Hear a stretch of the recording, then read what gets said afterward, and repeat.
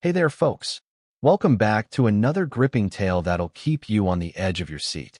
Today, I'm diving into a brand new story called The Tyranny of Tanglewood Lane. This is a saga about a single dad fighting for his family in a picture-perfect neighborhood ruled by a control-obsessed HOA president. When her petty power games threaten his daughter's life, he rallies a fed-up community to take her down. It's a story of defiance, justice, and the power of standing together against tyranny. Now, picture this, a quiet suburban street, where every lawn is manicured, every mailbox gleams, and every rule is enforced with an iron fist. Sounds idyllic, right? But beneath the surface, there's a storm brewing, and it's about to break wide open. Let's jump right in. The late summer sun hung low over Tanglewood Lane, casting long shadows across the pristine lawns of Willow Creek estates. Ethan Caldwell steered his beat-up Ford pickup into the driveway of his new home, the engine rattling as it idled. He cut the ignition and sat for a moment, hands still gripping the wheel, staring at the two-story colonial with its crisp white siding and navy shutters. It was the kind of house you'd see on a postcard, the kind that screamed stability, safety, and a fresh start. For Ethan, a 38-year-old single dad and electrician, it was a chance to give his 10-year-old daughter, Sophie, the life she deserved after years of scraping by in cramped apartments. But as he glanced at the neatly aligned mailboxes and the Welcome to Willow Creek Estates sign with its list of HOA rules etched in gold, a faint unease settled in his gut. He shook it off. New beginnings, he told himself. No room for doubts. Sophie bounded out of the passenger seat, her ponytail bouncing as she clutched her favorite stuffed rabbit, Mr. Flops. "Dad, look. There's a treehouse in the backyard," she squealed, her hazel eyes wide with excitement. Ethan grinned, her joy infectious. Sophie had been through too much, her mom walking out when she was 3, the constant moves, and the diabetes diagnosis that turned their lives upside down 2 years ago. Her condition was manageable with insulin shots and careful monitoring, but it meant Ethan was always on high alert. This move to Willow Creek was for her, a safe, quiet place where she could thrive. He climbed out of the truck, stretching his aching back after the long drive. The air smelled of fresh-cut grass and blooming jasmine, and the neighborhood was eerily silent, save for the distant hum of a lawnmower. Every house looked like it had been plucked from a catalog, identical green lawns, matching beige fences, and flower beds arranged with military precision. Ethan noticed a woman across the street peering through her blinds, her gaze sharp and unwavering. He raised a hand in a friendly wave, but the blinds snapped shut. "All right then," he muttered under his breath, grabbing a box from the truck bed. As he carried it toward the porch, a sleek black SUV pulled up to the curb with the precision of a military maneuver. The driver's door opened, and out stepped a woman who could only be described as formidable.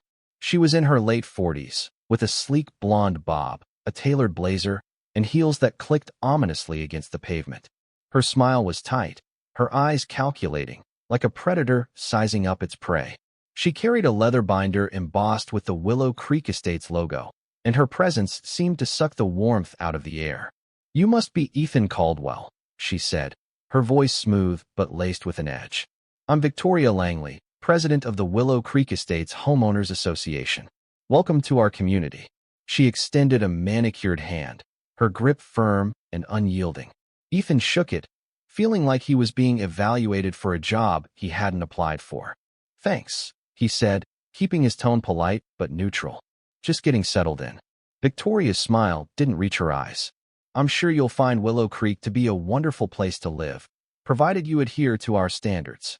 She opened her binder, revealing a stack of papers clipped with military precision. "I've taken the liberty of bringing you the HOA handbook. It outlines our rules, everything from lawn maintenance to approved exterior paint colors. We take pride in our uniformity here." Ethan glanced at the thick packet, his unease growing. "Appreciate it," he said, setting the box down on the porch. "We're pretty low-key, just looking for a quiet place for me and my daughter." Victoria's gaze flicked to Sophie, who was spinning in circles on the lawn, Mr. Flops tucked under her arm. "Charming," she said, though her tone suggested otherwise. "Just a reminder, children's toys must be stored out of sight when not in use. And the lawn will need to be mowed by Friday to meet our 2-inch height regulation. I'd hate for you to start off with a violation." Ethan's jaw tightened, but he forced a nod. Got it. We'll take care of it. Excellent. Victoria snapped her binder shut, her smile sharpening. I'll be keeping an eye out, Mr. Caldwell. We value order here, and I'm sure you'll fit right in. With that, she turned on her heel and strode back to her SUV, leaving Ethan with the distinct feeling he'd just been put on notice. Inside, the house was a blank canvas. Bare walls, hardwood floors, and the faint smell of fresh paint. Sophie darted from room to room, claiming her bedroom with a view of the treehouse. Ethan unpacked essentials, his mind replaying Victoria's words. He'd dealt with busybodies before, but something about her felt different, calculated, almost predatory. He pushed the thought aside, focusing on the task at hand. They had a new home, a new start. Whatever Victoria's deal was, he'd handle it. That evening, as Ethan grilled burgers in the backyard, Sophie sat cross-legged on the grass, sketching the treehouse in her notebook. The sky was a blaze of orange and pink, and for the first time in months, Ethan felt a flicker of hope. Maybe this place could be home. But as he flipped a burger, he noticed a figure standing at the edge of his property line. A man in his 60s, wiry and weathered, with a baseball cap pulled low. He was holding a rake, his eyes fixed on Ethan's lawn. Hey there, Ethan called, waving. I'm Ethan, just moved in. The man hesitated, then shuffled closer. Name's Harold, he said, his voice low, like he was afraid of being overheard. Live next door? Nice to meet you. He glanced over his shoulder, then back at Ethan. Word of advice? Watch out for Victoria. She's got eyes everywhere, and she don't take kindly to folks who don't toe the line. Ethan frowned, setting the spatula down. She seems intense, but we're not here to cause trouble. Harold snorted, leaning on his rake. Don't matter. She'll find trouble for you. Last guy who lived here? Moved out after 6 months. Victoria fined him into oblivion. Said his mailbox was half an inch too tall. Half an inch.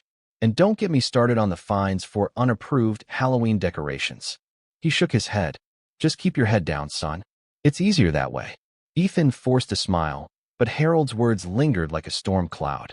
He glanced at Sophie, who was oblivious, her pencil scratching across the page. Thanks for the heads up, he said. We'll manage. Harold nodded, but his expression was grim. Hope so. For your sake. He turned and shuffled back to his yard, leaving Ethan staring at the sizzling burgers, his appetite suddenly gone. As night fell, Ethan tucked Sophie into bed, her insulin pump humming softly under her pajamas. He checked her glucose levels, stable, thank God, and kissed her forehead. Big day tomorrow, he said. First day in a new place. You excited? Sophie yawned, clutching Mr. Flops. Yeah. Can I climb the tree house tomorrow? Sure thing, kiddo. Just be careful.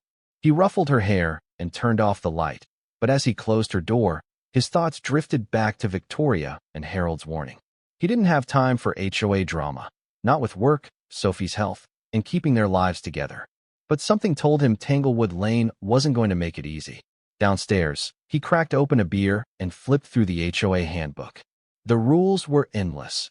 No visible trash cans, no unapproved signage, no exterior modifications without board approval. One line caught his eye. All security gate codes are subject to change at the discretion of the HOA president for community safety. Ethan's brow furrowed. He worked odd hours, sometimes late into the night. A changing gate code could be a problem. He set the handbook down, telling himself he'd deal with it later. For now, he just wanted to sleep. But as he lay in bed, the quiet of Willow Creek felt oppressive, like the calm before a storm. Somewhere out there, Victoria Langley was watching, her binder at the ready, her rules a noose waiting to tighten. Ethan didn't know it yet, but he just stepped into a battle he couldn't avoid, a battle that would test his patience, his courage, and his love for his daughter. Tanglewood Lane was about to show its true colors, and Ethan Caldwell was about to learn what it meant to fight for his home. The first week in Willow Creek Estates passed in a blur of unpacking, work, and getting Sophie settled. Ethan threw himself into the routine, determined to make the transition smooth for his daughter.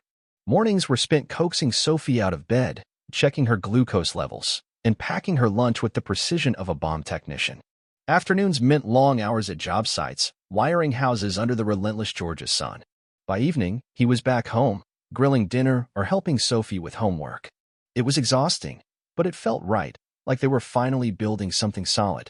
Still, Victoria Langley's shadow loomed over Tanglewood Lane, and Ethan couldn't shake the feeling he was being watched.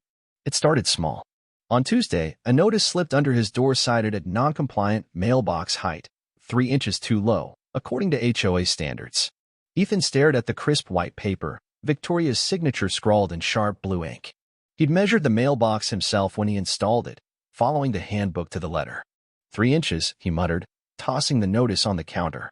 It was petty, but he didn't have time to argue. He raised the mailbox the next day, sweat dripping down his back as he wrestled with the post. Across the street, the same woman who'd spied on him before watched from her porch, her lips pursed like she'd tasted something sour. By Thursday, another notice arrived. This time, it was about Sophie's bike, left on the driveway for an hour while she played in the backyard. All recreational equipment must be stored in a garage or shed, the letter read. Ethan's patience frayed. He'd seen other kids' bikes on driveways. Why was his daughter singled out? He stuffed the notice in a drawer, telling himself it wasn't worth the fight. But the drawer was filling up fast, and each letter felt like a jab, testing his resolve. Friday brought the first real test. Ethan got home late from a job, his truck rattling as he pulled into Willow Creek. He punched in the gate code, but the keypad flashed red. He tried again. Same result. Cursing under his breath, he checked his phone for the HOA's emergency line, the one Victoria had mentioned in her welcome speech. The call went to voicemail, her voice crisp and condescending. For urgent matters, leave a message. Responses will be handled within 24 hours. Ethan slammed his fist on the steering wheel. Sophie was at home with a babysitter, and he needed to get in now. He called Harold, who answered on the third ring. Codes changed, Harold said, his voice gruff. Victoria does it every 2 weeks. Supposedly for security. She didn't tell you. No, Ethan growled. She didn't. Harold sighed. Hang tight. I'll buzz you in. A minute later, the gate creaked open, and Ethan drove through, his knuckles white. He didn't want to start a war, but this was ridiculous. He had a kid with medical needs, a job that kept him on call, and now he was locked out of his own neighborhood? Something had to give. The next morning, Ethan marched to the HOA office, a small brick building at the community's entrance. Inside, the air was cool and sterile, the walls lined with framed photos of smiling residents and plaques touting Willow Creek's Community Excellence Awards. Victoria sat behind a mahogany desk, her fingers flying across a keyboard. She looked up as Ethan entered, her smile as sharp as a blade. Mr. Caldwell, she said, leaning back in her chair. What brings you here? Ethan held up the latest notice. The gate code. It changed, and I wasn't told. I got locked out last night. That's a problem. Victoria's eyes narrowed, but her smile didn't falter.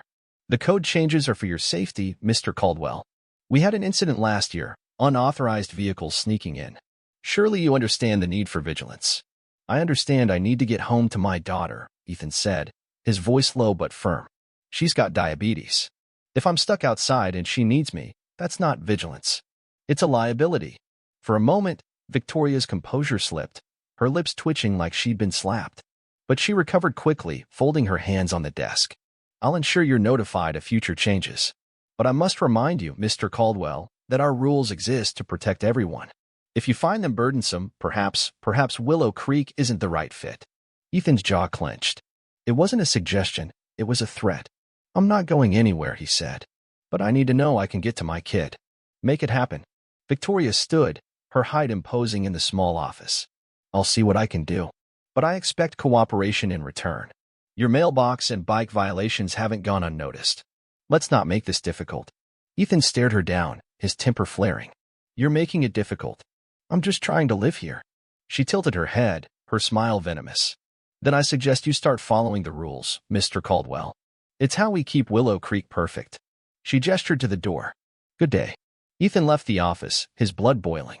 He wasn't a hothead, but Victoria was pushing him to the edge. Back home, he found Sophie in the backyard, swinging from the treehouse ladder. Her laughter was a bomb, but it couldn't erase the knot in his chest. He didn't want to scare her, but he couldn't ignore the pattern. Victoria wasn't just a control freak, she was targeting him, and he didn't know why. That evening, Harold stopped by with a 6-pack of beer, his way of apologizing for the gate fiasco. They sat on Ethan's porch, the crickets chirping as the sky darkened. She's got it out for you, Harold said, cracking open a can. Heard she was pissed you questioned her at the office. Nobody does that and gets away with it. Ethan took a swig, the cold beer doing little to cool his anger. What's her deal? Why's she like this? Harold leaned back, his eyes distant. Victoria's been running this place like her personal kingdom for years. Used to be a corporate lawyer, big shot in Atlanta. Got divorced, moved here, and decided Tanglewood Lane was her new empire. She's got nothing else. No kids, no hobbies, just power. And you? You're new blood. She's got to break you in. Ethan shook his head. I don't have time for her games. Sophie's my priority. Harold nodded, his expression softening. I get it. My wife's got arthritis, needs me around. Victoria doesn't care about that. She fined us last year 'cause our fence was fading. Cost us $1,000 to repaint it. He sighed. You gotta pick your battles, Ethan. She's got the board in her pocket. Ethan stared at the darkening street, the houses glowing with uniform porch lights. What if I don't pick my battles? What if I push back? Harold's eyes widened, then he chuckled. You got guts, I'll give you that. But you're not the first to try. Last guy who stood up to her? She made his life hell, fines, inspections, even called the cops on him for suspicious activity. He was gone in a year. Ethan's grip tightened on his beer. I'm not running. Harold raised his chin in a toast. Then God help you, son. You're gonna need it. As Harold shuffled home, Ethan stayed on the porch, his mind racing. Victoria wasn't just a nuisance, she was a bully, and bullies didn't stop until you made them. But he had Sophie to think about, and a job that kept him stretched thin. Could he afford to take her on? Did he have a choice? The night air was heavy, and Tanglewood Lane felt like a trap, its perfection a facade hiding something rotten. Ethan didn't know what was coming, but he knew one thing. He wasn't backing down. The next few weeks tested Ethan's resolve in ways he hadn't expected. Victoria's campaign of petty harassment intensified, each violation notice and needle prick designed to wear him down. One morning, he found a citation taped to his front door. Unauthorized lawn ornamentation. The culprit? A small ceramic turtle Sophie had painted at a school art class and placed near the mailbox. Ethan stared at the turtle, its goofy smile mocking him, and crumpled the notice in his fist.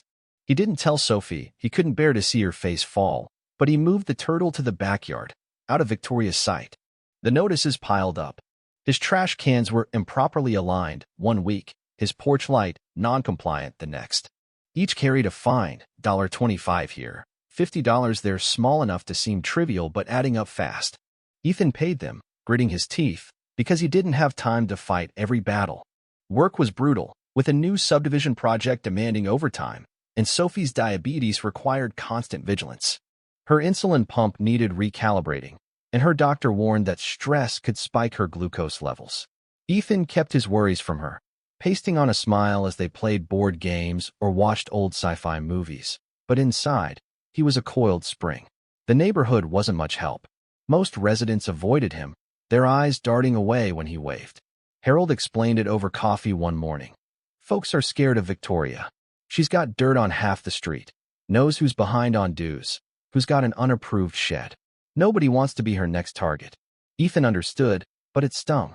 He'd hoped for a community, not a war zone. Still, there were glimmers of resistance. At a school pickup, Ethan met Priya Sharma, a pediatric nurse who lived 3 houses down.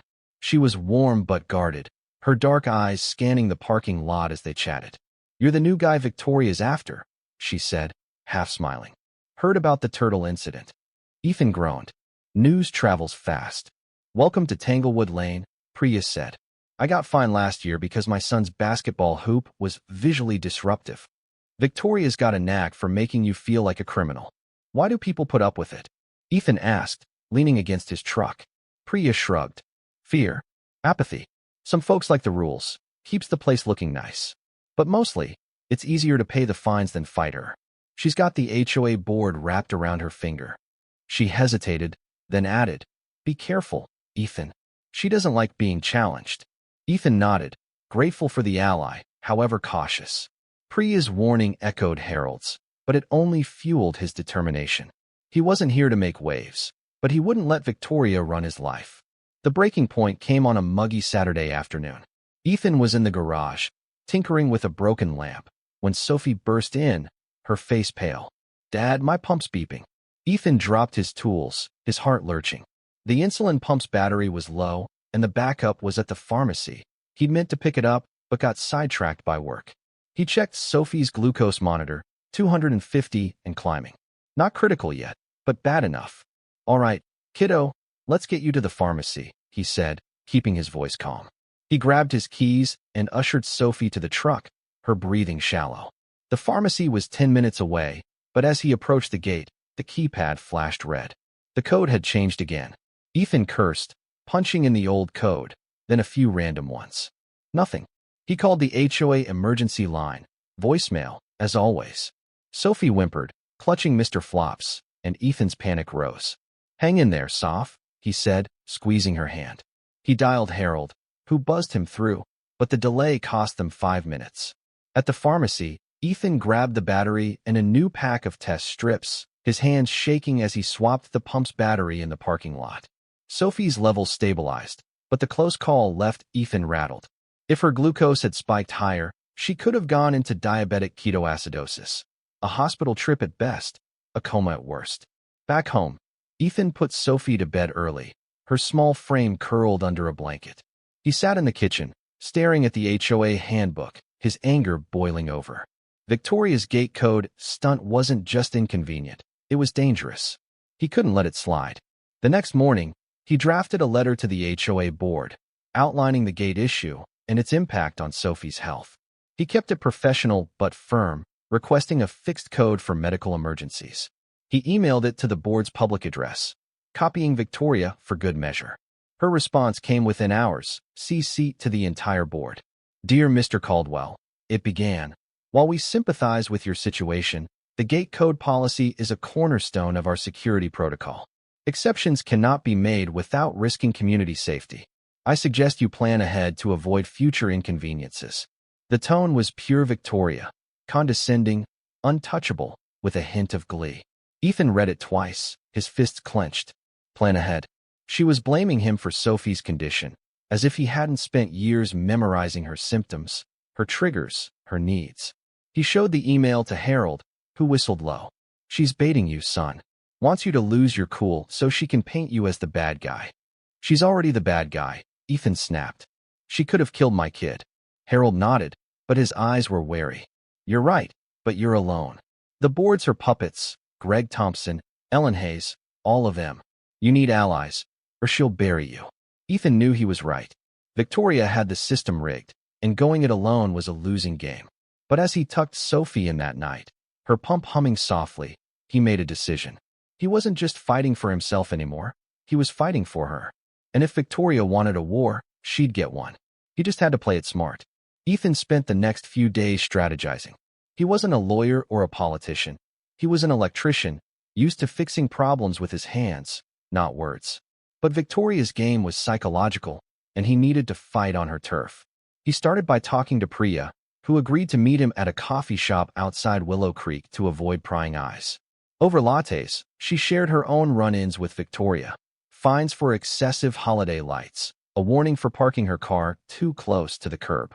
She's relentless, Priya said, stirring her coffee. But she's not invincible. People are fed up, they're just too scared to act. Ethan leaned forward. What if we gave them a reason to? I'm thinking a petition, something to force the board to address the gate code issue. If enough people sign, they can't ignore it. Priya's eyes lit up, but her voice stayed cautious. It could work, but Victoria will retaliate. She's got spies.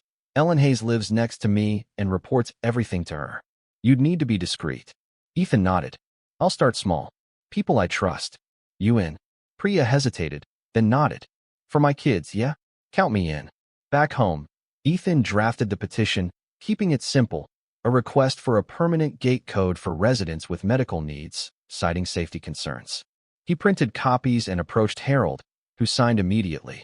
About time someone stood up to her, he said, handing the paper back. Ethan also knocked on the door of Rosa Martinez, a quiet widow who lived across the street. She'd gotten a fine for unapproved rose bushes last year and listened intently as Ethan explained the petition. My grandson has epilepsy, Rosa said, her voice soft. If he has a seizure and I can't get help because of that gate, she trailed off, then signed. Thank you, Ethan. This means something. By the end of the week, Ethan had 8 signatures, small, but a start. He kept the petition under wraps, storing it in a locked toolbox in his garage. But Victoria's reach was long, and he should have known she'd catch wind. On Friday, A new notice arrived, this time accusing him of soliciting without HOA approval. The fine was $100, and the letter warned that further violations could lead to escalated measures. Ethan's stomach churned. Someone had snitched, likely Ellen, who'd been watering her lawn and staring at him when he visited Rosa. He confronted Victoria at the next HOA meeting, held in the community center's sterile conference room. The board sat at a long table, Victoria at the head, Greg and Ellen flanking her like loyal lieutenants. Ethan stood during the open forum, his petition in hand, and faced the room. About 20 residents were there, most avoiding his gaze. "I'm here about the gate code policy," Ethan said, his voice steady. "It's a safety issue. My daughter has diabetes, and I got locked out during a medical emergency. Others have similar concerns." He held up the petition. "We're asking for a fixed code for residents with documented medical needs. It's not about breaking rules, it's about saving lives." The room went silent. Victoria's smile was glacial. "Mr. Caldwell, you're out of order. Soliciting signatures without approval is a violation, as you were notified. This petition is invalid." "It's not invalid," Ethan shot back. "It's residents exercising their rights. You can't fine us for speaking up." Greg, a balding man with a perpetual smirk, cleared his throat. "Actually, the bylaws require board approval for any organized activity. You didn't follow protocol." Ethan's temper flared. "Protocol? My kid could have died. You think protocol matters when an ambulance can't get through?" Victoria raised a hand, silencing Greg. "Mr. Caldwell, your passion is noted, but this is a community, not a free-for-all. We'll review your concerns at our next board meeting. In the meantime, I suggest you refrain from unauthorized activities." Her eyes gleamed. "Unless you'd prefer legal action." The threat hung in the air. Ethan scanned the room, hoping for support, but most residents stared at their hands.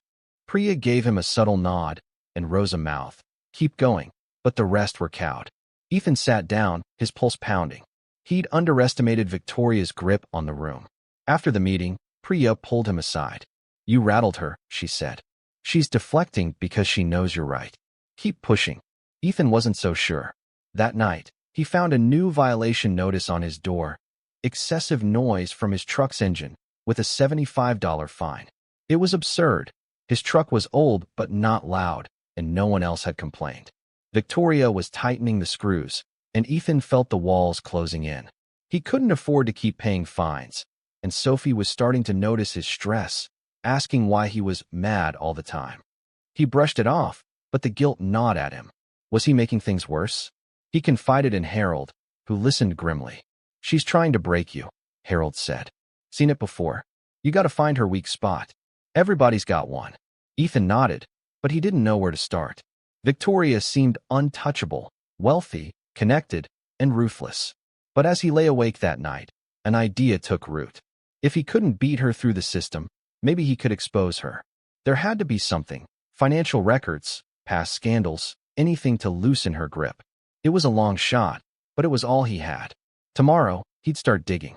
Tanglewood Lane was a battlefield now, and Ethan was ready to fight dirty. Ethan's search for Victoria's weak spot began with caution. He knew prying into her life could backfire. Her threat of legal action wasn't idle, and she had the resources to follow through. But he also knew she wasn't invincible. Bullies like her thrived on fear, and fear only worked until someone called their bluff. He started by asking Harold and Priya for anything they knew about Victoria's past. Harold didn't have much, just rumors. Heard she got pushed out of her law firm for ethical issues, but nobody knows the details. Priya offered a lead. "My cousin works at the county clerk's office. She could pull public records, HOA filings, property deeds, that kind of thing. Want me to ask?" Ethan nodded. Discreetly. "I don't want this tracing back to you." While Priya worked her contact, Ethan kept up appearances, complying with Victoria's latest demands.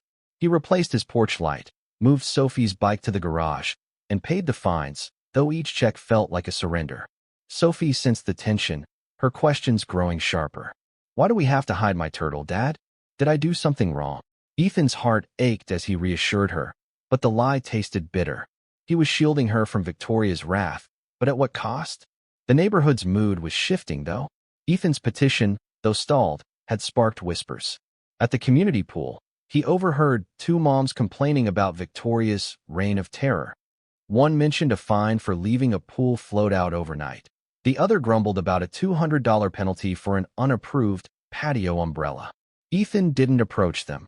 Too risky with Ellen Hayes lounging nearby, her sunglasses hiding her watchful eyes. But the discontent was palpable. Victoria's control was fraying at the edges. Priya's cousin came through a week later, emailing Ethan a zip file of public records. Most were mundane: HOA meeting minutes, budget reports, and Victoria's property deed. But one document caught his eye: a 2019 HOA financial statement showing a $15,000 security upgrade for the gate system. Ethan frowned. The gate was high-tech, but not that high-tech. He cross-checked later budgets and found similar expenses: $10,000 for landscaping consultation, $8,000 for community signage. The numbers were vague, the vendors unlisted. It smelled like a slush fund. He showed the files to Harold, who whistled. "That's a lot of cash for a gate. Bet you $10 it went to Victoria's pocket. Or her house. She's got cameras everywhere, fancy ones. HOA money, you think?" Ethan's pulse quickened. "Maybe, but I need proof. These are just numbers." "Talk to Rosa," Harold suggested. "She's been here forever, knows the old board members. Might have dirt from before Victoria took over." Ethan visited Rosa that evening, bringing a batch of Sophie's homemade cookies as a pretext. Rosa invited him in, her living room cozy with faded furniture and family photos. Over tea, she confirmed Harold's suspicions. "The HOA wasn't always like this," she said. "Before Victoria, we had reasonable rules. Then she joined the board, pushed out the old president, and rewrote the bylaws. Said we needed professional standards. Next thing you know, she's charging us for everything and spending like a queen." Ethan leaned forward. "Spending on what?" Rosa's eyes narrowed. "Her house got a new fence, new lighting, a security system, top-of-the-line stuff. She claimed it was a model home for the community, but we never saw receipts. I complained once, and she fined me for my roses. Said they were invasive." Ethan's mind raced. If Victoria was funneling HOA funds to her property, it was embezzlement, a crime. But suspicions weren't enough. He needed hard evidence. Invoices, bank records, something to nail her. Rosa agreed to reach out to a former board member who'd moved away, someone who might have kept old documents. "Be careful, Ethan," she warned. "Victoria's not stupid. If she catches you snooping, she'll ruin you." Ethan thanked her and left, his resolve hardening. He wasn't just fighting for Sophie now. He was fighting for Rosa, Priya, and every resident Victoria had bullied. But the risk was real. That night, he found another violation notice: unapproved vehicle maintenance for AD, for working on his truck in his garage. The fine was $150, and the letter hinted at further action if he didn't comply. Ethan tore it up, his anger simmering. Victoria was escalating, and he was running out of time. The next day, Sophie had a minor scare. Her glucose spiked after a birthday party, forcing Ethan to rush home with test strips. She was fine, but the incident shook him. He couldn't afford distractions, not with Victoria circling. He called Priya, who'd found a new lead, a former HOA treasurer who'd kept digital backups of old financials. "She's nervous," Priya said, "but she'll talk if we keep her name out of it." Ethan felt a surge of hope. If those records showed shady transactions, he could take Victoria down. But as he hung up, he noticed a black SUV idling across the street, Victoria's. She didn't wave or smile, just stared, her eyes cold behind her sunglasses. Ethan's gut twisted. She knew something. The game was on, and the stakes were higher than ever. Ethan's discovery of potential embezzlement lit a fire under him, but it also made him paranoid. Victoria's SUV outside his house wasn't a coincidence. She was sending a message. He started double-checking his locks and keeping the petition locked in his toolbox. Sophie noticed his tension, asking, "Are you mad at me, Dad?" during dinner. Ethan forced a smile, hating how this fight was bleeding into her life. "Never, kiddo," he said, ruffling her hair. "Just got a lot on my mind." But the guilt gnawed at him. He was supposed to protect her, not drag her into a war. Priya arranged a meeting with the former HOA treasurer, Linda Carter, at a diner outside Willow Creek. Linda was a nervous woman in her 60s, her hands fidgeting as she slid a USB drive across the table. "This is everything I saved from 2017 to 2019, she said, glancing around. "Budgets, receipts, Bank statements. I quit when Victoria took over. Didn't like how she handled money. There's stuff in there that doesn't add up, but I'm not a lawyer. You'll need someone to dig deeper. Ethan pocketed the drive, his heart pounding. Why didn't you report her? Linda's eyes darted to the door. She's vindictive. I moved to Macon to get away from her. She threatened to sue me for defamation when I asked about a $20,000 consulting fee to a company that didn't exist. I couldn't afford a lawyer. She leaned forward. If you use this, keep my name out of it. She'll destroy me. Ethan nodded. You have my word. He thanked her and left, the USB drive burning a hole in his pocket. Back home, he plugged it into his laptop, his hands sweaty. The files were a gold mine. Invoices for vague services, wire transfers to a shell company called Tanglewood Solutions, and a $12,000 payment for gate maintenance, dated the same month Victoria installed a new security system at her house. The amounts were small enough to avoid scrutiny, but consistent, totaling over $50,000 in 2 years. It wasn't airtight proof, but it was damning. He called Priya, who suggested a forensic accountant. My brother-in-law knows one, she said. He's discreet, but it'll cost a few grand. You got that? Ethan winced. The fines had eaten into his savings, but this was his shot. I'll make it work. He transferred the files to a secure drive and mailed them to the accountant, keeping no digital copies. If Victoria had eyes on him, he wasn't taking chances. But Victoria wasn't idle. The next morning, Ethan found his truck's tires slashed, the sidewalls gouged beyond repair.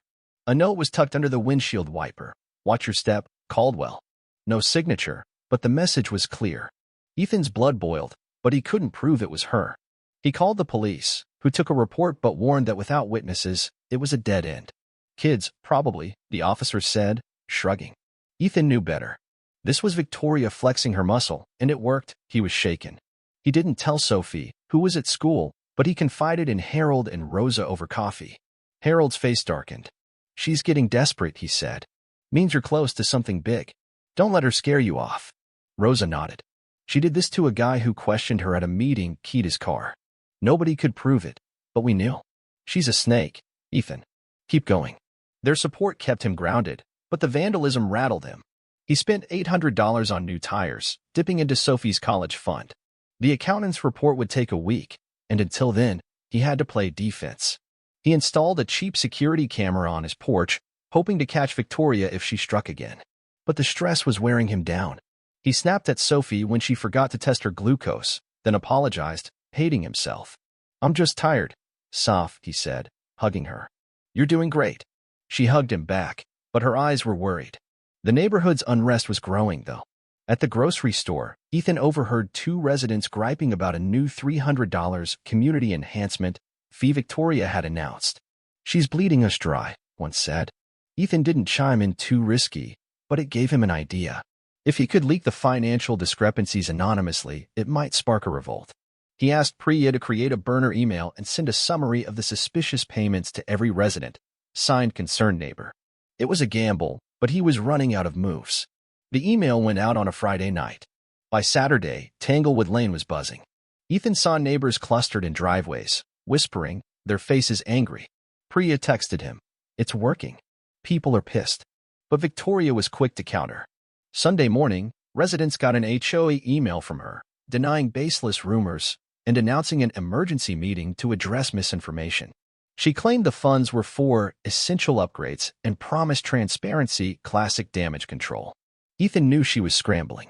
The accountant's preliminary report arrived that afternoon, confirming his suspicions. Tanglewood Solutions was a front, its payments untraceable beyond a P.O. box. The security upgrades at Victoria's house matched HOA expenditures to the dollar. It wasn't enough for a conviction, but it was enough to force an audit. Ethan felt a surge of triumph, but it was short-lived. That evening, Victoria knocked on his door, her face a mask of controlled fury. Mr. Caldwell, she said, her voice icy. We need to talk about your campaign of harassment. Ethan's heart sank. She knew. Tanglewood Lane was about to get uglier, and he was in the crosshairs. Ethan stood in his doorway, his pulse racing as Victoria stared him down. Her tailored blazer and perfect posture couldn't hide the fury in her eyes. Behind her, the street was quiet, but Ethan felt exposed, like the whole neighborhood was watching. He kept his expression neutral, refusing to give her the satisfaction of seeing him rattled. Harassment, he said, crossing his arms. That's a strong word. Care to explain? Victoria's lips thinned. Don't play dumb, Mr. Caldwell. That anonymous email slandering my leadership? It has your fingerprints all over it. You've been stirring up trouble since you moved here. Petitions, accusations, trespassing into HOA records. I've had enough. Ethan's stomach twisted.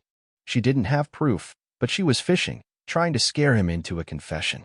I don't know anything about an email, he said, his voice steady. But I do know people are upset about your fines and secret spending. Maybe that's the problem, not me. Victoria's eyes flashed. You're treading on dangerous ground. Defamation is a serious offense, and I have the resources to pursue it. If you think you can intimidate me with your little crusade, you're mistaken. Ethan stepped forward, his voice low. Intimidate you? My daughter's life is on the line because of your gate games. You're the one who's dangerous, Victoria. And people are starting to see it. For a moment, she faltered, her composure slipping. But she recovered, her smile venomous. You're a nobody, Mr. Caldwell. A single dad who can't even keep his lawn compliant. Do you really think this community will side with you over me? I've built this place into what it is. You're just a nuisance. She leaned in, her voice a hiss. Drop this, or I'll make sure you regret it. Ethan's fists clenched, but he held his ground. Threats don't scare me. You want to talk legal? Go for it. Let's see how your leadership holds up in court. Victoria's face tightened, but she didn't blink. You've been warned, she said, turning on her heel and striding away, her heels clicking like gunshots. Ethan watched her go, his heart pounding. He called her bluff, but at what cost? She wasn't bluffing about her resources, and he was already stretched thin. Inside, he locked the door and sank onto the couch, his head in his hands. Sophie was at a sleepover. Thank God, she didn't need to see him like this. He replayed Victoria's words, each one a jab at his insecurities. A nobody. A nuisance. He'd fought to give Sophie a stable life, but now he was risking it all. What if Victoria sued? What if she turned the neighborhood against him? He couldn't lose Sophie, not to a custody battle, not to his own mistakes. He called Priya, filling her in. She's scared, Priya said. That's why she came to your house. The email hit a nerve. People are talking, Ethan.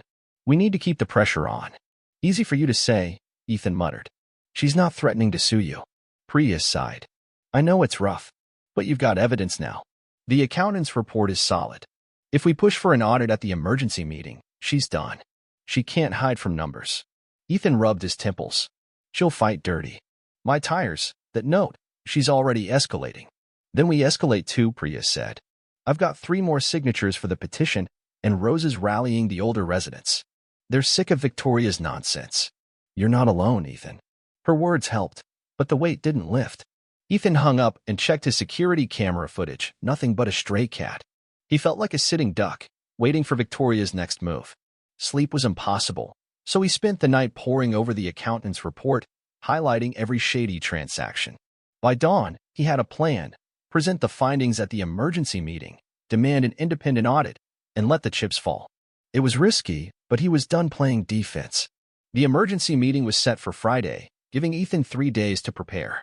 He met with Priya, Harold, and Rosa at Harold's house, keeping it low-key to avoid Victoria's spies. They reviewed the report, strategizing how to present it without tipping Victoria off. We don't accuse her outright, Ethan said. We stick to the facts: suspicious payments, no receipts, conflicts of interest. Let the residents connect the dots. Rosa nodded. I'll talk about my grandson's epilepsy, tie it to the gate issue. People listen when it's personal. Harold grinned. I'll bring up the landscaping consultation crap. Paid $10,000 for some guy to tell us our grass was fine? Bullshit. Priya took notes.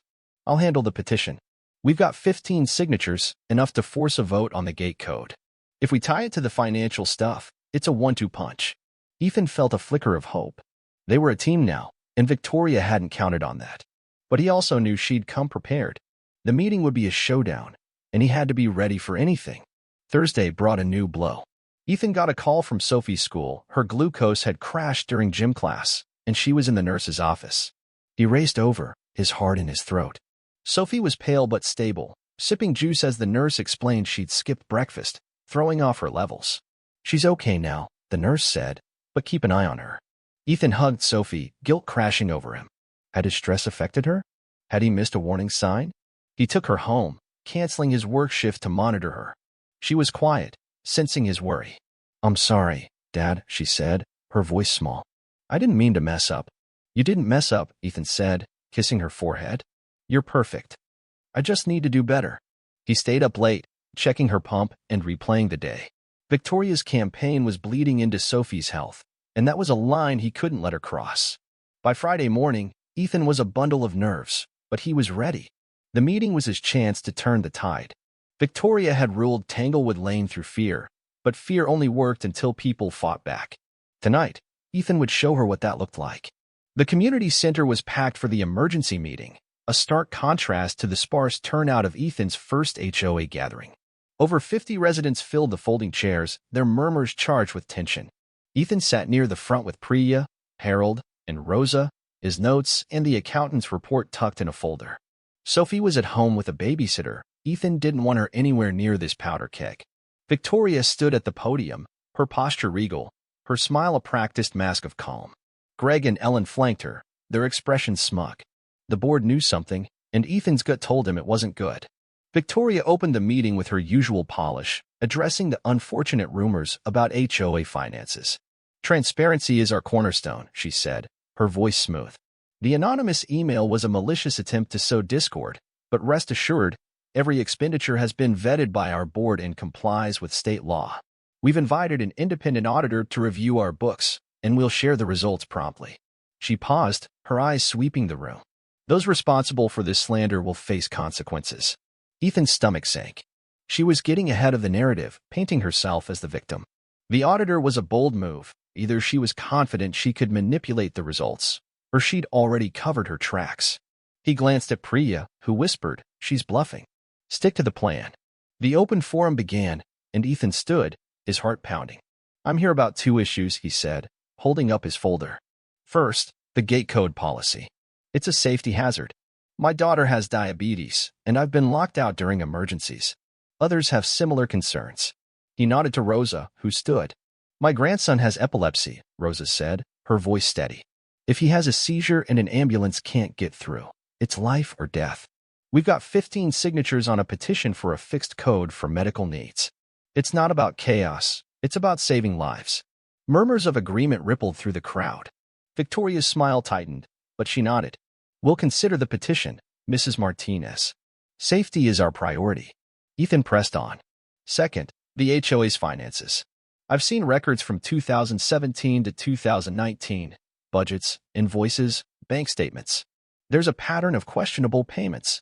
$15,000 for a gate upgrade, $10,000 for landscaping, $12,000 to a company called Tanglewood Solutions that doesn't exist. These line up with upgrades to Ms. Langley's property. We're not accusing anyone. We're asking for an independent audit, not one you control." The room erupted. Residents whispered, some nodding, others shaking their heads. Victoria's face was a mask, but her knuckles whitened on the podium. Greg jumped in, his voice loud. "This is outrageous. You're spreading lies, Caldwell. Those funds were for community projects, and you've got no proof." "I've got documents," Ethan said, holding up the folder. "And a forensic accountant who says these payments don't add up. If you're so transparent, why not let an outside firm verify it?" Harold stood, his voice gruff. "I'm with Ethan. Paid $10,000 for a guy to tell us our grass was fine? That's not transparency, that's a scam." The crowd grew louder, some shouting support, others defending Victoria. Priya stood, raising the petition. "We're not here to fight," she said. "We want answers. The gate code puts our kids at risk, and these payments look shady. Let's vote for an audit and a code change. That's democracy." Victoria banged her gavel, her voice sharp. "Enough. This is a smear campaign, and I won't tolerate it. Mr. Caldwell, you've violated our bylaws by soliciting without approval and spreading false information. I move to censure him and pursue legal action for defamation." Ethan's blood ran cold. She was going for the jugular. But before he could respond, a new voice cut through the chaos, Mr. Alvarez, a retired lawyer who lived at the end of the street. He stood, adjusting his glasses. "Ms. Langley, you're out of line," he said. "Questioning HOA finances isn't defamation, it's a right. If these payments are legitimate, an audit will clear you. Refusing one only fuels suspicion. And as for the gate code, blocking emergency access is a potential felony. I'd tread carefully." The room went silent. Victoria's face paled, but she recovered. Mr. Alvarez, I respect your opinion, but this is an internal matter. We'll handle it through proper channels. Then let's vote, Alvarez said. All in favor of an independent audit, raise your hands. Hands shot up. Priya, Harold, Rosa, Ethan, and at least 20 others. It wasn't a majority, but it was close. Victoria's eyes narrowed. The motion fails, she said. We've already engaged an auditor. This is redundant. The crowd booed, and Ethan saw his chance. If you're so confident, why block a vote? What are you hiding? He asked, his voice ringing out. Let's vote on the gate code too. People deserve to feel safe. The boos grew louder, and Victoria's control slipped. This meeting is adjourned, she snapped, banging her gavel. But the crowd didn't move. Residents stood, shouting questions, demanding answers. Ethan's heart soared. They were finally pushing back. As people dispersed, Victoria approached Ethan, her voice low. You think you've won? You've just made an enemy. Enjoy your little victory. It won't last. She stormed out, Greg and Ellen trailing her. Priya clapped Ethan's shoulder. You did it, man. They're awake now. Ethan nodded, but his chest was tight. He'd rattled Victoria, but she wasn't done. The war was far from over, and Tanglewood Lane was about to get hotter. The emergency meeting left Tanglewood Lane buzzing, but Ethan felt no victory. Victoria's parting threat echoed in his mind, and he knew she'd retaliate. He spent the weekend on edge, checking his security camera and keeping Sophie close. She sensed his mood, her questions piercing. Did you win at the meeting, Dad? She asked, coloring at the kitchen table. Ethan forced a smile. We made progress, kiddo. It's gonna be okay. But he wasn't sure. Victoria was a cornered animal now, and that made her dangerous. Monday brought a new blow. Ethan got a certified letter from a law firm, accusing him of defamation and demanding a public apology and $10,000 in damages within 30 days, or they'd sue. The letter cited his false and malicious statements at the meeting, claiming they'd harmed Victoria's reputation. Ethan's stomach dropped. He couldn't afford a lawyer, let alone a lawsuit. He called Mr. Alvarez, who agreed to review the letter pro bono. It's a scare tactic, Alvarez said over coffee. No judge would take this seriously. Your statements were protected speech. But she's banking on you folding. Can she drag it out? Ethan asked. Bleed me dry in court? Alvarez nodded. She can try. But you've got leverage, the financial records. File a counterclaim for embezzlement and obstruction of emergency services. It'll force her to back off or risk exposure. Ethan wasn't ready to escalate, not yet. A counterclaim meant war, and he needed more evidence. He thanked Alvarez and spent the evening researching legal aid, his head throbbing. Sophie was asleep, her pump humming softly, and Ethan felt the weight of his choices. Had he pushed too far? Was he risking her future for a fight he couldn't win? The neighborhood, though, was waking up. Priya texted that 5 more residents had signed the petition, inspired by the meeting. Rosa reported that older residents were digging up old complaints against Victoria, fines, threats, even a case where she delayed an ambulance for a neighbor's heart attack. They're ready to talk, Rosa said. You gave them courage. Ethan was grateful, but courage wouldn't pay legal fees or stop Victoria's next move. Tuesday night, Ethan's security camera caught something chilling, a figure in a hoodie spray painting troublemaker on his garage door at 2 a.m. The footage was grainy, but the build matched Greg, Victoria's loyal board member. Ethan called the police, who took a report but warned that identifying the vandal would be tough without a clear face shot. We'll patrol the area, the officer said, but Ethan knew it was lip service. Victoria was sending a message, and it was personal. He showed the footage to Harold and Priya, who were livid. That's Greg, Harold said. I'd bet my house on it. Victoria's using him as her attack dog.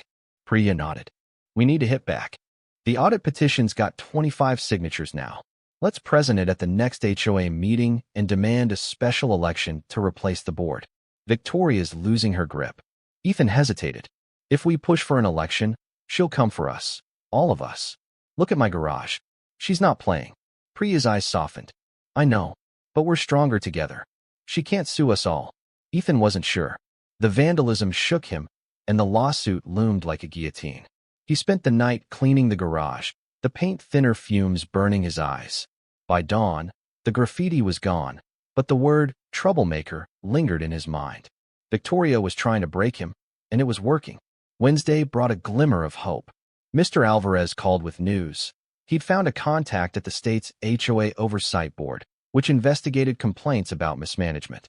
They're interested in your financial records, Alvarez said. If you file a formal complaint, they'll audit the HOA independently.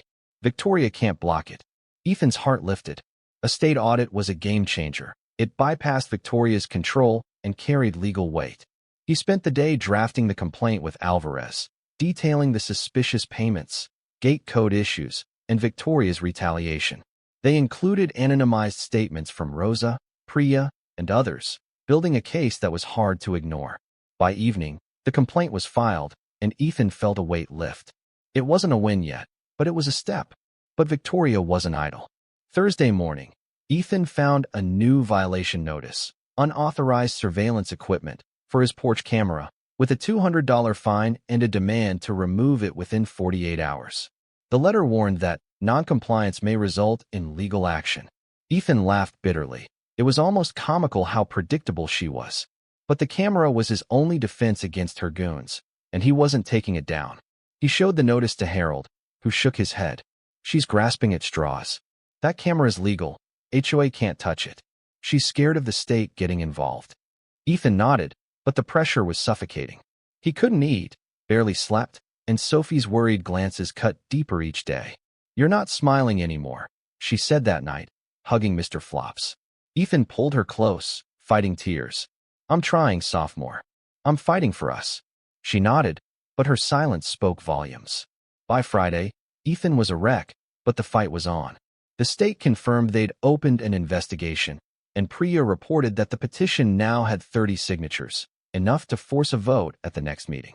Tanglewood Lane was splitting, with Victoria's loyalists doubling down and the rebels growing bolder. Ethan knew the next meeting would be a bloodbath, but he was ready. Victoria had underestimated him, and he was about to show her what a nobody could do.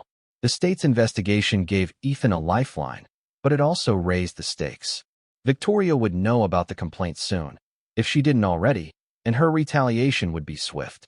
He spent the weekend fortifying his defenses, reinforcing his locks, backing up his security footage to a cloud drive, and moving the petition to a safe deposit box at his bank. Sophie's routine kept him grounded, checking her glucose, packing her lunch, reading her bedtime stories, but every creak of the house set him on edge. Victoria's goons had struck twice. They'd try again. Monday morning, Priya called with news. The state contacted the HOA for records, she said. Victoria's freaking out, sent an email to residents claiming it's a routine review and blaming disgruntled individuals for wasting community funds. She's losing it. Ethan smirked. Good. Let her squirm. But his bravado was thin.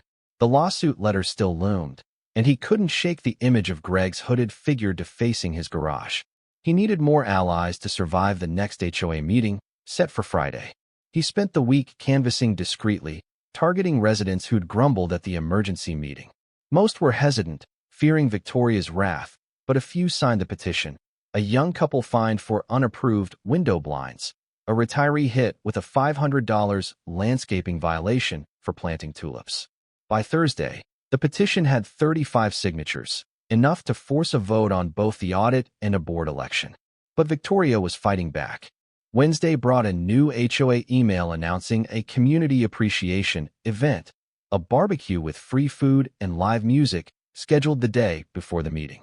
A transparent attempt to buy loyalty, Harold scoffed, tossing the flyer on Ethan's porch. She's bribing folks to stay in line. Ethan nodded. It's a distraction. She's planning something for the meeting, something big. He didn't know what, but Victoria's playbook was predictable. Charm, intimidate, eliminate. The barbecue was step one. Thursday night, Ethan's fears were confirmed. He got a call from Rosa, her voice trembling. Someone broke into my shed last night, she said. Took my gardening tools and spray-painted snitch on the door. I know it's Victoria. She's targeting us. Ethan's blood ran cold. Did you call the cops? Yes, but they can't do much. No witnesses, no prints. I'm scared, Ethan. My grandson's staying with me this weekend. What if they come back? Ethan clenched his jaw. They won't.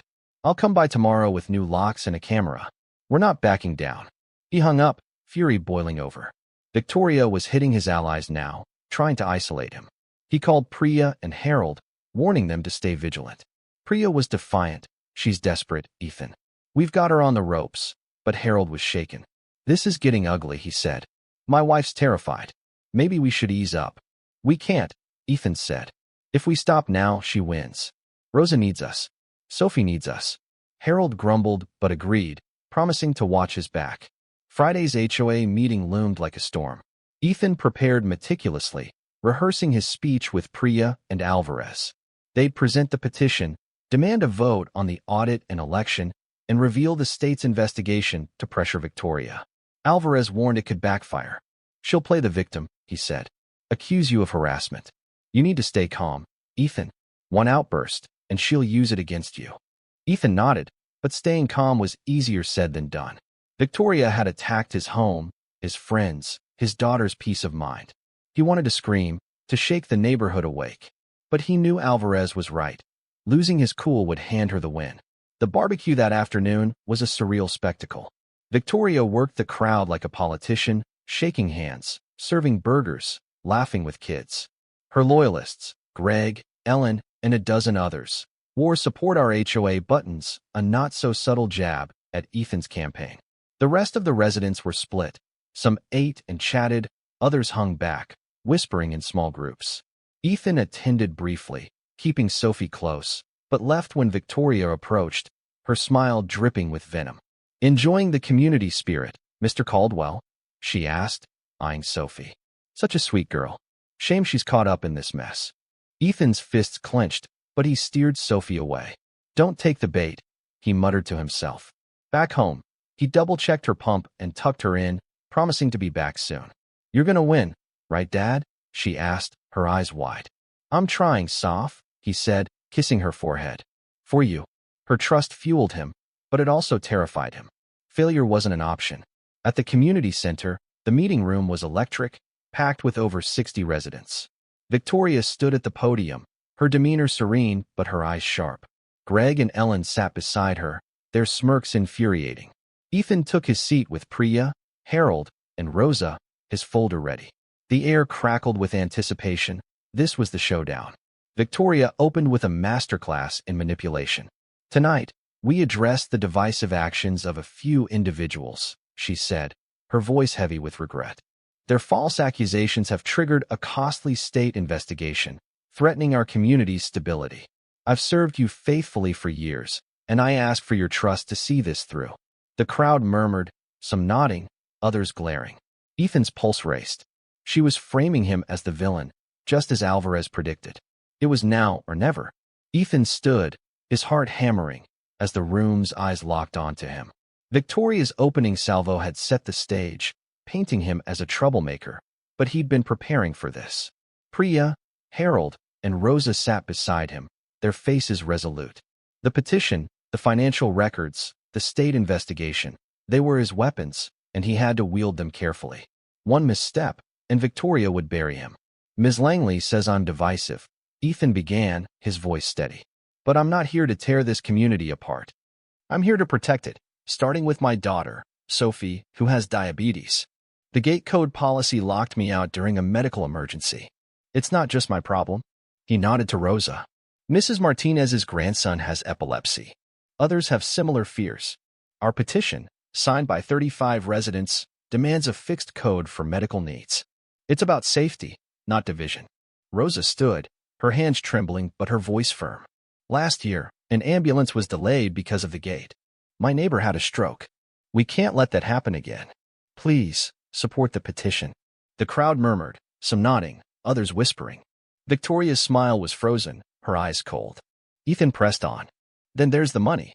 I've seen HOA records, $50,000 in questionable payments from 2017 to 2019. Tanglewood Solutions, a company that doesn't exist, got $12,000. Gate upgrades matched improvements to Ms. Langley's house. We're not accusing, we're asking for an independent audit. The state's already investigating, so why not get ahead of it?" Harold stood, his voice booming. "I paid $10,000 for a landscaping consultant, who did nothing. That's our money, folks. Where'd it go?" The room erupted. Residents shouted questions, some angry, others defensive. Priya raised the petition. "We have 35 signatures," she said.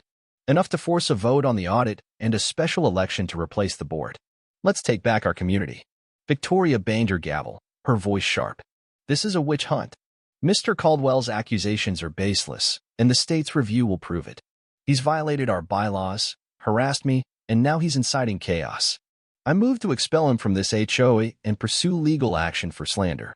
Ethan's blood ran cold. Expulsion? That could mean fines, liens, even foreclosure.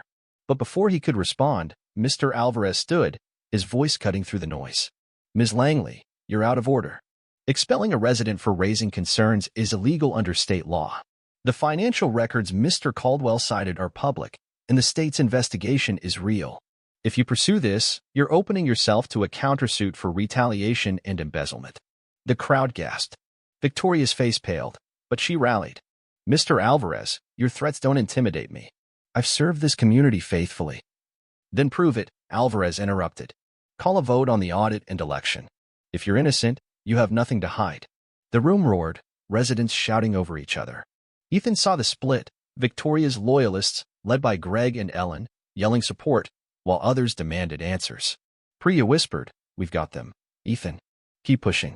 Ethan stood again, his voice rising. Ms. Langley says I'm divisive, but look around. We're not divided, we're fed up. Fed up with fines for tulips, for turtles, for living our lives. Fed up with a gate that traps us. Fed up with our money disappearing. Vote for the audit. Vote for the election. Vote for your families. The crowd cheered, and Victoria's control crumbled. She banged her gavel, shouting order, but no one listened. Greg stood, pointing at Ethan. You're a liar, Caldwell. You faked those records to frame her. Ethan held up his folder. These came from a former board member. The state has them too. Want to call them liars? He turned to the crowd. Let's vote. Right now. Victoria's eyes blazed, but she knew she was cornered. Very well, she said, her voice icy. All in favor of an independent audit, raise your hands. Hands shot up. Priya, Harold, Rosa, Alvarez, and over 40 others. Ethan's heart soared. It was a clear majority. Victoria's jaw tightened. The motion passes, she said, her voice flat. Now, the election. The second vote was even stronger, 45 hands, nearly the entire room. The crowd erupted, some cheering, others booing. Victoria banged her gavel, her face a mask of fury. This meeting is adjourned. You'll regret this. She stormed out, Greg and Ellen scrambling after her. Ethan sank into his chair, adrenaline fading. Priya hugged him, laughing. We did it, Ethan. She's done. Harold clapped his shoulder, and Rosa teared up, whispering, thank you. Even Alvarez gave him a nod. Good work, son. Now brace yourself, she's not finished. Ethan knew he was right. The votes were a victory, but Victoria wouldn't go quietly. As the crowd dispersed, he stayed behind, his mind racing. The audit would expose her, and the election could oust her, but she'd fight like hell to save herself. He needed to stay sharp. Outside, Priya pulled him aside. People are fired up, she said. We're forming a committee to oversee the election. You in? Ethan nodded. Count me in. But we need to watch our backs. She's coming for us. Priya grinned. Let her try. Tanglewood Lane's ours now. Ethan forced a smile, but his gut churned. Victoria's empire was cracking, but she was a wounded predator, and he just painted a target on his back. The fight was far from over, and Sophie was still in the crossfire. The days after the meeting were a whirlwind. Tanglewood Lane buzzed with gossip, residents openly debating the audit and election. Ethan felt a cautious optimism. Victoria's grip was slipping, and the state's investigation would seal her fate. But he wasn't naive. She'd promised retaliation, and he braced for impact. He kept Sophie close, avoiding the community center and double-checking his camera footage. The vandalism and lawsuit had shaken him, and he couldn't risk her safety. Priya wasted no time forming the election committee, recruiting Ethan, Rosa, and Mr. Alvarez. They met at Rosa's house, laying out a plan, nominate a new board, set a vote in 30 days, and ensure the process was transparent. We need candidates who will stand up to Victoria, Priya said. People like you, Ethan. Ethan hesitated. I'm not a politician. I just want a normal life for Sophie. You're a leader, Rosa said. Look at what you've done. We need you. Alvarez nodded. You've got the neighborhood's trust. That's rare. Think it over. Ethan promised he would, but the idea weighed on him. Leading meant more scrutiny, more fights, and Sophie was already asking why he was so serious all the time. He wanted to protect her, not drag her deeper into this mess. Still, the committee's energy was infectious, and he agreed to help vet candidates and monitor the audit. Victoria, meanwhile, went quiet, too quiet. No new violation notices, no lawyer letters, no sightings of her SUV. Harold called it the calm before the storm. She's planning something, he said, sipping coffee on Ethan's porch. Seen her type before. She'll hit when you least expect it. Ethan nodded, his gut twisting. Any word on Greg? He's her muscle. Harold shook his head. Laying low. But I caught Ellen snooping near Rosa's place yesterday. They're watching us. The warning stuck with Ethan. He upgraded his security, adding motion sensor lights and a second camera. He also checked Sophie's pump obsessively, her recent glucose spikes worrying him. The stress wasn't helping, and he blamed himself. I'm fine, Dad, she said, rolling her eyes when he hovered. But her reassurance didn't ease his fear. Victoria had targeted his home. Would she target Sophie next? Midweek, the state's investigator, Ms. Patel, contacted Ethan for a follow-up. She'd reviewed the HOA's records and confirmed significant irregularities in payments to Tanglewood Solutions and other vendors. We're subpoenaing bank records, she said. Ms. Langley's been uncooperative, which isn't helping her case. If you have more evidence, now's the time. Ethan sent her the accountant's report and Rosa's statement about the delayed ambulance, anonymized to protect her. He also mentioned the vandalism and lawsuit, suggesting retaliation. Ms. Langley's intimidating witnesses, he said. That's obstruction, right? Potentially, Ms. Patel said. We'll investigate. Stay safe, Mr. Caldwell. She's got connections. The call left Ethan hopeful but uneasy. The state was closing in, but Victoria's silence gnawed him. He confided in Priya, who was optimistic. She's running scared, she said. The audit's moving fast, and we've got 3 solid candidates for the board, me, Alvarez, and a guy who got fined for his dogs barking. We're building a coalition. Ethan admired her fire but couldn't shake his dread. She's too quiet, he said. It's not like her. Priya shrugged. Maybe she's lawyering up. Let her. We've got the state on our side. Thursday brought a new twist. Ethan got an email from an anonymous account. Back off, or Sophie pays. Attached was a photo of Sophie at school, taken from a distance through a playground fence. Ethan's blood froze. He called the school, confirming she was safe, then raced to pick her up, his hands shaking. The principal promised to review security footage, but Ethan knew who was behind it. Victoria had crossed a line, and he was done playing nice. He showed the email to Alvarez, who was livid. This is criminal, he said. File a police report and send it to Ms. Patel. It's evidence of witness intimidation. Ethan did, his anger outweighing his fear. The police took it seriously, assigning a detective to the case, but warned that tracing the email would take time. Ms. Patel, however, was more decisive. This escalates our investigation, she said. We're looking at felony charges, obstruction, harassment, maybe more. Ethan felt a grim satisfaction, but the photo haunted him. He kept Sophie home from school, citing a family emergency, and told her it was a precaution. Is it that lady again? She asked, clutching Mr. Flops. Ethan's heart broke. I'm handling it, sophomore. You're safe. But he wasn't sure. Victoria had gone for his daughter, and that changed everything. By Friday, Ethan was a wreck, barely sleeping, his mind racing with worst-case scenarios. The election committee met again, finalizing the candidate slate, but Ethan was distracted, checking his phone for police updates. Priya noticed, pulling him aside. You okay? She asked. No, Ethan admitted. She threatened Sophie. I'm scared, Priya. I started this to protect her, and now she's a target. Priya hugged him. We're with you, Ethan. She's desperate because she's losing. Don't let her win. Ethan nodded, but the fear lingered. Tanglewood Lane was a battlefield, and Sophie was in the crossfire. He had to end this fast. Ethan's world narrowed to one goal, keeping Sophie safe. The anonymous threat consumed him, each glance at the playground photo fueling his rage and fear. He installed a deadbolt on Sophie's bedroom door and slept on the couch, a baseball bat nearby. The police had no leads on the email, but Ms. Patel assured him the state was building a case against Victoria, with bank records showing payments to Tanglewood Solutions routed to an account linked to her cousin. It's fraud, Patel said. We're coordinating with the DA for charges. But justice was slow, and Ethan needed protection now. He confided in Priya and Alvarez, who rallied around him. Priya offered to let Sophie stay at her house, where her kids could keep her company. My place is a fortress, she said. Cameras, alarms, the works. She'll be safe. Ethan hesitated. Moving Sophie felt like admitting defeat, but agreed. packing her bag with Mr. Flops and her insulin kit. Sophie was confused but excited, unaware of the threat. "It's like a sleepover, right?" she asked, hugging him. "Yeah, kiddo," Ethan said, his voice tight. "Just for a bit." Dropping her off at Priya's, he felt a pang of failure. He'd moved to Willow Creek for stability, and now his daughter was in hiding. Alvarez suggested a restraining order against Victoria. "It's a long shot without direct proof," he said, "but it'll put her on notice and create a paper trail." Ethan filed the paperwork, citing the lawsuit, vandalism, and Sophie's photo.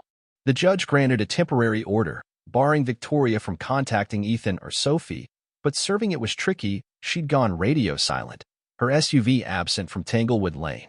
"She's hiding," Harold said, eyeing her house. "Probably lawyered up in Atlanta." Ethan wasn't reassured.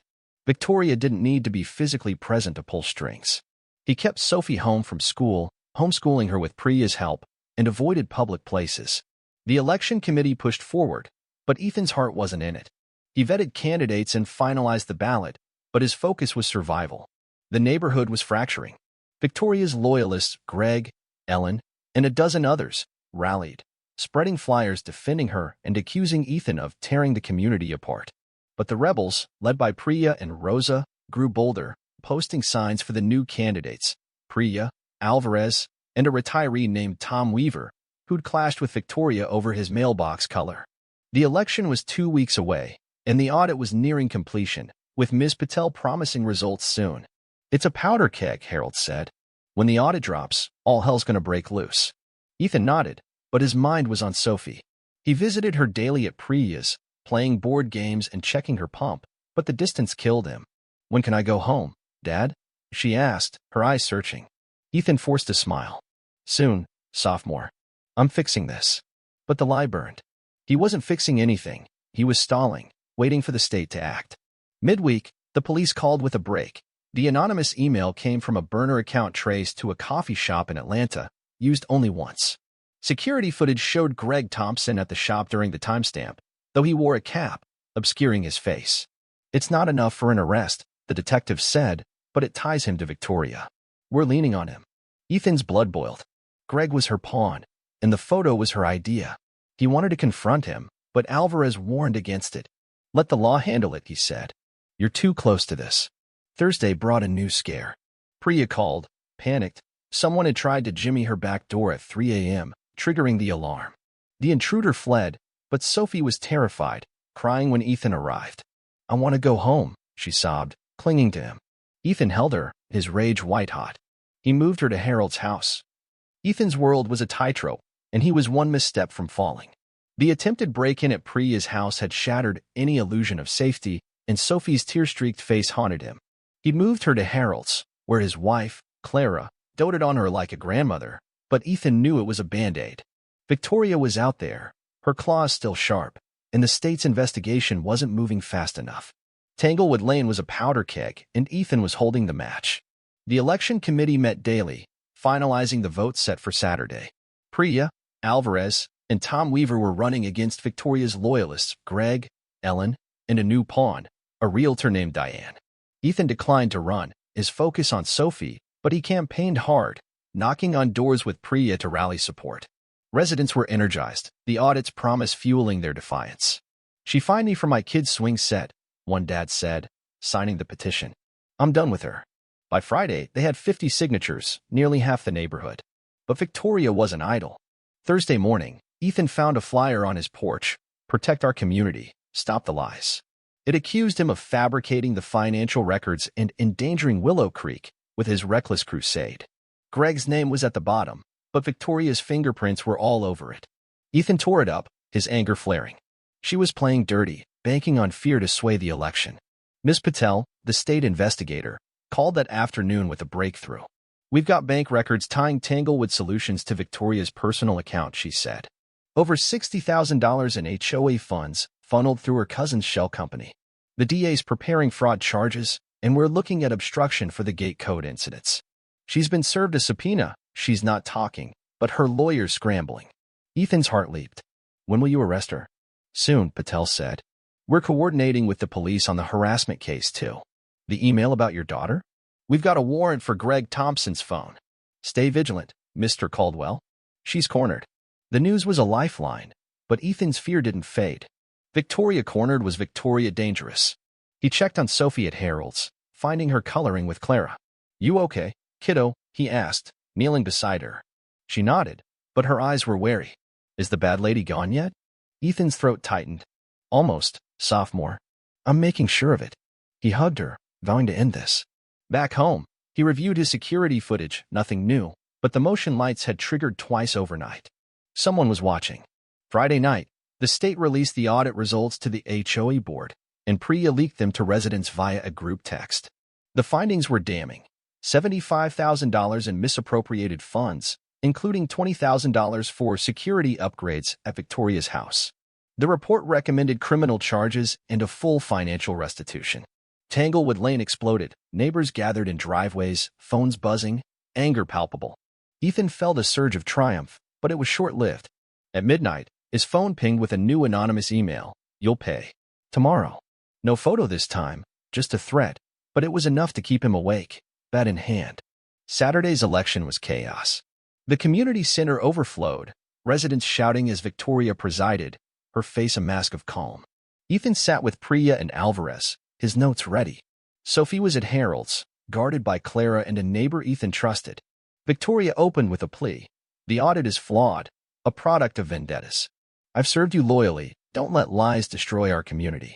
Her voice cracked, a calculated show of vulnerability, but the crowd wasn't buying it. Alvarez stood, holding the audit report. "The state found $75,000 stolen. Ms. Langley, your house got upgrades we paid for. That's not service, that's theft." The room roared, and Victoria's gavel was useless.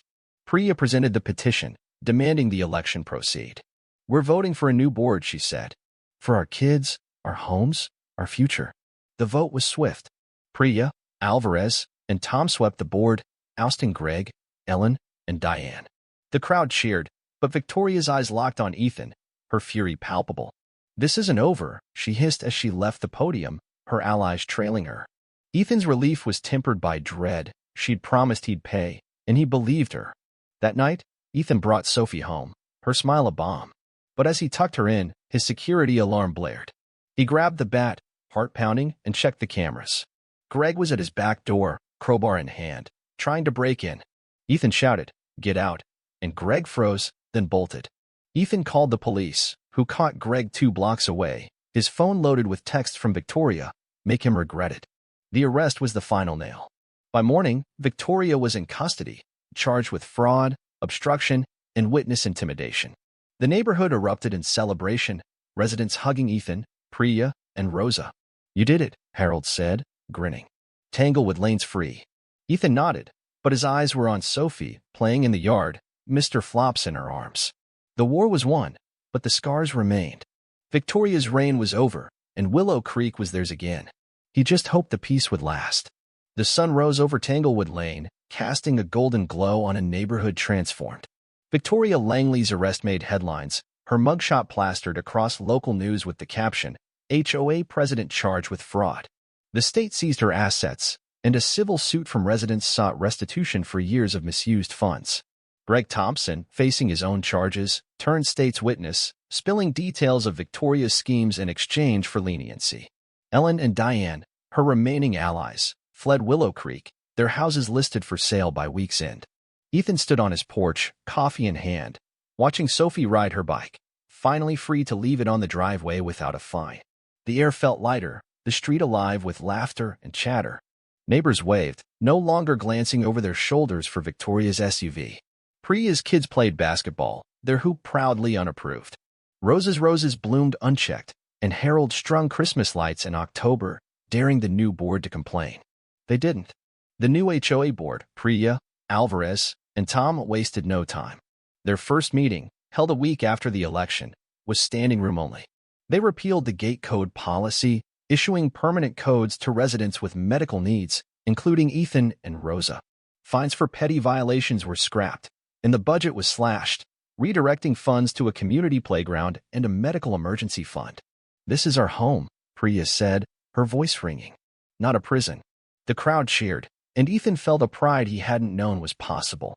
The audit's fallout was swift. The state recovered $60,000 from Victoria's accounts, with more expected as her assets were liquidated. Residents received partial refunds, and Ethan's fines, over $1,000, were voided. The civil suit, led by Alvarez, promised further justice, though Ethan cared less about the money than the message. Tanglewood Lane belonged to its people again. Sophie thrived in the new normal. Her glucose levels stabilized, her smile brighter without Ethan's stress weighing her down. She joined a soccer team, her pump tucked under her jersey, and Ethan cheered from the sidelines, his heart full. The playground photos still haunted him, but he'd enrolled her in counseling, and her resilience amazed him. "You're my hero, Dad," she said one night, hugging Mr. Flops. Ethan teared up, whispering, "You're mine, kiddo." He didn't join the board, despite Priya's urging. "You're a natural," she said, but Ethan shook his head. "I'm an electrician, not a politician. I just want to fix things and go home to sophomore." He stayed involved, though, attending meetings and helping with the playground build. The work grounded him, a reminder of what he'd fought for. Victoria's house sold a month later, bought by a young family who painted it bright yellow, definitely not HOA approved, and no one cared. Rumors swirled that she'd moved to Florida, facing trial and a mountain of debt. Ethan didn't gloat. Her downfall wasn't about revenge, it was about freedom. Still, when Harold raised a beer to the witch's exile, Ethan clinked his bottle, a small smile tugging at his lips. One evening, as Ethan grilled burgers, Priya stopped by with her kids. "Look at this place," she said, gesturing to the street. Kids biked, neighbors chatted, and Rosa's grandson flew a kite. "We did this, Ethan. You started it." Ethan shrugged, flipping a burger. "We all did. I just lit the match." Priya laughed. "And burned her empire down. Don't sell yourself short." She handed him a flyer for a block party, the first in years. "You're coming, right?" "Sophie's already planning face paint with my daughter." "Wouldn't miss it," Ethan said, his chest warm. As Priya left, he watched Sophie chase fireflies, her laughter echoing. Tanglewood Lane wasn't perfect, nothing was, but it was home. The rules were fair, the gates were open, and the fear was gone. Ethan had fought for his daughter and won, not just for her but for everyone. He raised his coffee mug to the darkening sky, a silent toast to new beginnings. The tyranny of Tanglewood Lane was over, and Willow Creek Estates was free at last.